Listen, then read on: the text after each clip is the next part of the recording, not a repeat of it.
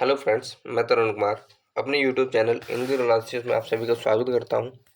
आज की वीडियो में हम देखने वाले हैं संघ एवं उसका राज्य क्षेत्र यह किससे संबंधित है, यह भाग का संविधान के किस भाग में है, इसमें कुल कितने अनुच्छेद हैं और उन अनुच्छेदों में क्या क्या वर्णन है, ये सारी चीज़ें हम इस वीडियो में डिस्कस करेंगे। वीडियो स्टार्ट करने से पहले आप लोगों को बता दें, यदि आप हमारे चैनल पर नए हैं तो चैनल को सब्सक्राइब कर लें। चलिए शुरू करते हैं। संघ एवं उसका राज्य क्षेत्र, यदि हम इसके भाग की बात करें तो इसका भाग है भाग एक। कौन सा संविधान में भाग एक है। इस भाग में अनुच्छेद 1 से लेकर 4 अनुच्छेद उल्लिखित हैं। जो हमारा अनुच्छेद 1 कहता है वो कहता है भारत अर्थात इंडिया राज्यों का एक संघ होगा। जो अनुच्छेद 2 है, अनुच्छेद 2 कहता है नए राज्यों का प्रवेश या स्थापना, मतलब भारत में नए राज्यों का प्रवेश किया जा सकता है या नए राज्य बनाए जा सकते हैं। अगर हम बात करें अनुच्छेद 3 की, तो अनुच्छेद 3 कहता है नए राज्यों का निर्माण और वर्तमान राज्यों के क्षेत्रों, सीमाओं या नामों में परिवर्तन। जो भी जैसे तेलंगाना, आंध्र प्रदेश से तेलंगाना अलग हुआ, उत्तर प्रदेश से उत्तराखंड अलग हुआ, बिहार से झारखंड अलग हुआ, ये सारे किस अनुच्छेद के तहत बनाए गए, तो वो बनाए गए थे अनुच्छेद 3 के तहत। यदि हम बात करें अनुच्छेद 4 की, तो अनुच्छेद 4 कहता है संसद द्वारा अनुच्छेद 2 अथवा अनुच्छेद 3 के अंतर्गत बनाई गई विधि अनुच्छेद 368 में प्रायोजनों के लिए संविधान में संशोधन करने वाली विधि नहीं समझी जाएगी। मतलब कि जो भी राज्य से संबंधित जो भी विधियां बनाई जाएंगी वो अनुच्छेद 368 के सहित संवैधानिक विधि नहीं मानी जाएंगी।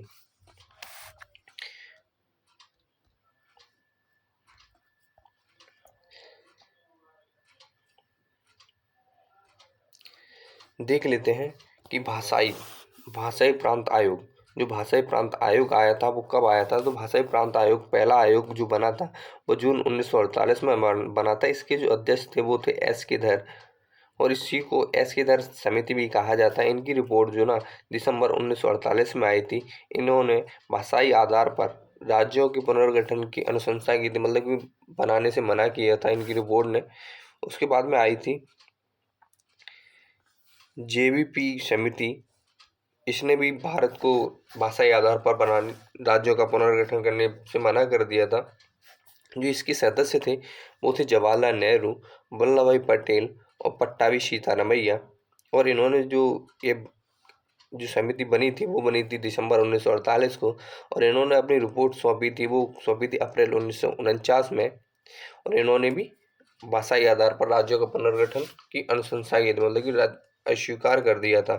उसके बाद में जो तीसरा आयोग आया था, राज्य पुनर्गठन आयोग, वो आया था 1953 ईस्वी में, जिसे हम फजल अली आयोग भी कहते हैं। अगर हम बात करें फजल अली आयोग की, तो यह आया था 1953 ईस्वी में। इसके अध्यक्ष थे फजल अली, और अन्य सदस्य थे वो थे K M Panikkar and H N Kunzru. इन्होंने अपनी रिपोर्ट 1955 ईस्वी में दी थी, और इन्होंने कहा था कि भाषाई आधार पर राज्यों का पुनर्गठन करना सही है।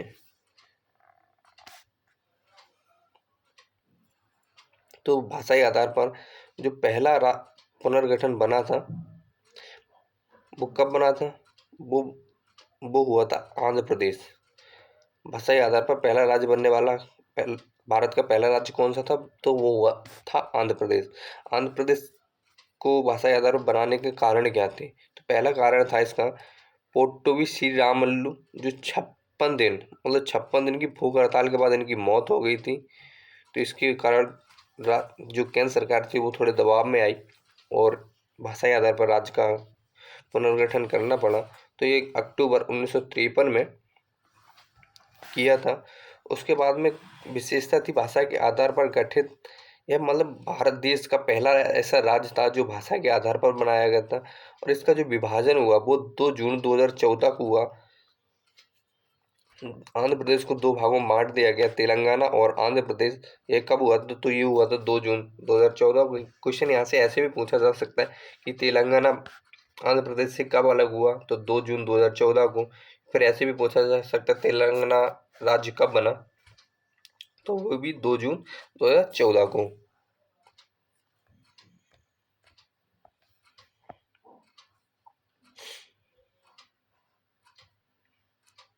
इसी के साथ और राज्य भी देख लेते हैं वो कब उनका गठन किया गया। तो यदि बात करें आंध्र प्रदेश की, तो आंध्र प्रदेश कब राज्य बना था, तो वो बना था 1 अक्टूबर 1953 ईस्वी को।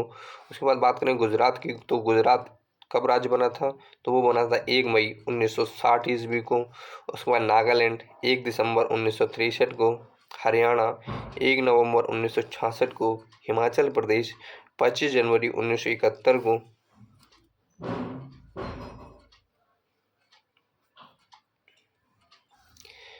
उसके बाद मेघालय 21 जनवरी 1972 को, और मेघालय, मणिपुर और त्रिपुरा ये तीनों एक ही दिन राज्य बनाए गए थे 21 जनवरी 1972 ईस्वी को।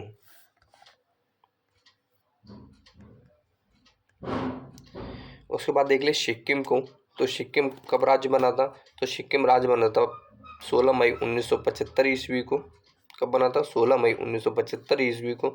मिजोरम और अरुणाचल प्रदेश ये दो राज्य बने थे 20 फरवरी 1987 ईस्वी को। अगर हम बात करें गोवा की, तो गोवा आज़ाद हुआ था 1961 ईस्वी में, लेकिन ये जो पूर्णतः इसको राज्य का दर्जा मिला था तो वो मिला था 30 मई 1987 ईस्वी को। यदि हम बात करें छत्तीसगढ़ की, जो बिहार से कटकर छत्तीसगढ़ बना था, तो वो बना था 1 नवंबर 2000 को। कब बना था, 1 नवंबर 2000 को। और उत्तर प्रदेश से उत्तराखंड जब अलग हुआ था वो डेट थी 9 नवंबर 2000। उसके बाद झारखंड, झारखंड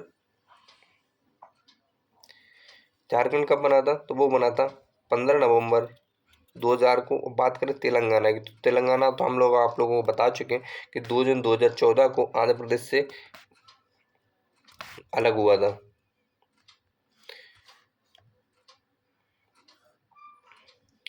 उसके बाद देख लेते हैं, यदि भारत के किसी राज्य या उसके भूभाग को किसी विदेशी राज्य को सौंपा जाता है तो कौन सा अनुच्छेद के तहत संविधान संशोधन किया जाता है, तो वो किया जाता है अनुच्छेद 368 के तहत। जो पहला 9वां संविधान संशोधन अधिनियम 1960 हुआ था, ये कब हुआ था, ये तो बेरूबारी संघ क्षेत्र को पाकिस्तान को सौंपा गया था, तब इस अनुच्छेद के तहत मतलब 9वें संविधान संशोधन 1960 के तहत ये सौंपा गया था। उसके बाद में 100वां संविधान संशोधन 2015 में हुआ था। इसमें कुछ भारतीय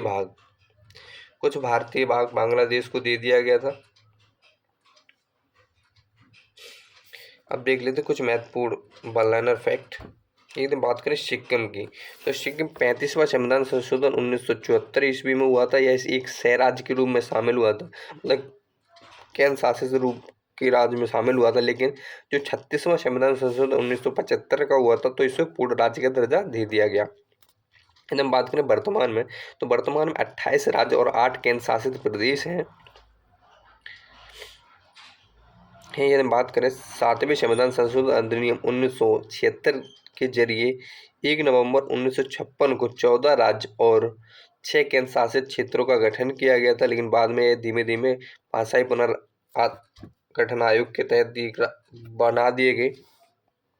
फिर धीमे धीमे इनमें मतलब इनको क्षेत्रफल के हिसाब से बांटा गया, तो ये अब जाके 28 राज्य और 8 केंद्र शासित प्रदेशों में है। यदि बात करें संसद द्वारा नागरिकता के अधिकार का विधि द्वारा विनियमन किया जाता है, यह उपबंध किस अनुच्छेद में है, तो वो है अनुच्छेद 11 के अंतर्गत। क्योंकि जो भी नागरिकता के अधिकार है वो भाग 2 से संबंधित और भाग 2 में अनुच्छेद 5 से लेके अनुच्छेद 11 है। यदि हम बात करें भारतीय नागरिकता अधिनियम 1955 पारित कौन करता है, तो वो करता है संसद द्वारा पारित किया जाता है। इसमें कुछ नागरिकता, ये सारे फैक्ट अब नागरिकता वाले चैप्टर में देखेंगे।